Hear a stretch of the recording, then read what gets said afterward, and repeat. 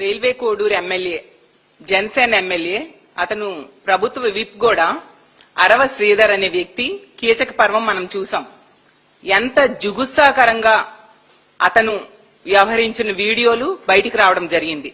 నిజంగా ఆ వీడియోస్ చూస్తే ఈ రాష్ట్రంలో ఉన్న మహిళలందరూ సిగ్గుతో తలదించుకున్నారు. అంత దారుణంగా అతను వ్యవహరించాడు.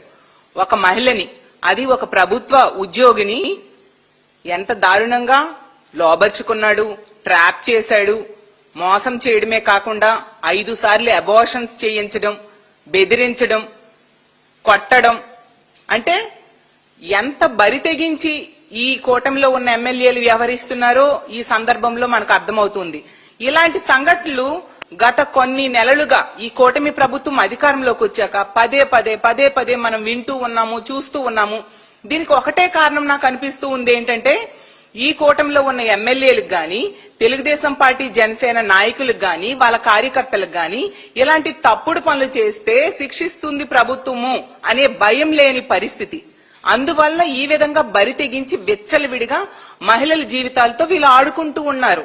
మొన్ననే చూసాం, ఆ మినిస్టర్ సంధ్యారాణి పిఏ వ్యవహారంలో ఎంత దారుణంగా ఒక ప్రభుత్వ ఉద్యోగి అయిన మహిళను మోసం చేసి లోబర్చుకొని ఆమెని అతను వేరే వాళ్ళకు కూడా తాచడానికి ప్రయత్నిస్తే ఏమైనా న్యాయం జరుగుతుందేమో అని చెప్పి అందరూ ఆశించడం జరిగింది. నెల రోజుల తర్వాత చూస్తే ఎవరైనా నిందితుడు జైల్లో కూర్చుంటాడు, కానీ ఈ కూటమి ప్రభుత్వంలో ఆ బాధితురాలు జైల్లో కూర్చుంది. అలాంటి దారుణమైన పరిస్థితులు ఈ రాష్ట్రంలో నెలకొని ఉన్నాయి. ఇప్పటికైనా ఈ ప్రభుత్వానికి నమ్మి ఎంతమంది మహిళలు ఓట్లేశారు, ప్రజలు ఓట్లేశారు, వాళ్ళ నమ్మకాన్ని నిలబెట్టుకోండి. ఈ విషయంలో సుమోటోగా మీరు కేసు నమోదు చేయాల్సిన బాధ్యత ప్రభుత్వం మీద ఉంది. అలాగే అతన్ని జనసేన నుంచి సస్పెండ్ చేయాలి, ఎమ్మెల్యేగా కూడా సస్పెండ్ చేయాలి, కేసు పెట్టాలి. అలాగే ముఖ్యంగా మహిళా కమిషన్ ఉంది. మహిళా కమిషన్ ఏం చేస్తుంది ఈ రాష్ట్రంలో? ఎంత దారుణంగా ఆ వ్యక్తి చేశాడో, ఆ మహిళ జీవితాన్ని నాశనం చేసేశాడు, ఆవిడ కుటుంబాన్ని బజార్న పడేశాడు, ఆమెను ఈ రోజు రోడ్డు మీదకి లాగిన పరిస్థితి అయితే మరి సుమోటోగా కేసు పెట్టాల్సిన మహిళా కమిషన్ ఈ రోజు ఏం చేస్తూ ఉంది?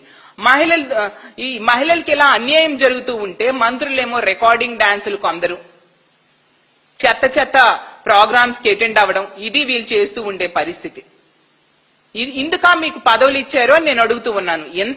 అలాగే కేంద్ర హోంశాఖ నివేదికలో మన రాష్ట్రం పోలీస్ శాఖ పనితీరు, చట్టాలు అమలు తాలూకా నివేదికలో 36వ స్థానానికి దిగజారిపోయింది. అయినా వీళ్ళకి సిగ్గు రావట్లేదు.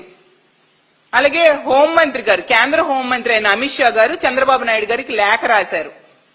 మీరు emergency call centre number call చేస్తే 26 నిమిషాల వరకు కూడా స్పందించట్లేదు, అత్యంత దారుణంగా ఉంది.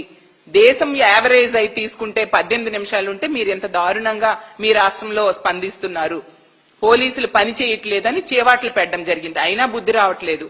ఎప్పటికైనా దయుంచి ఈ ప్రభుత్వ పెద్దలు సిగ్గు తెచ్చుకొని మహిళలకి రక్షణ కల్పించడం మీద శ్రద్ధ వహించాల్సిందిగా కోరుతున్నాను.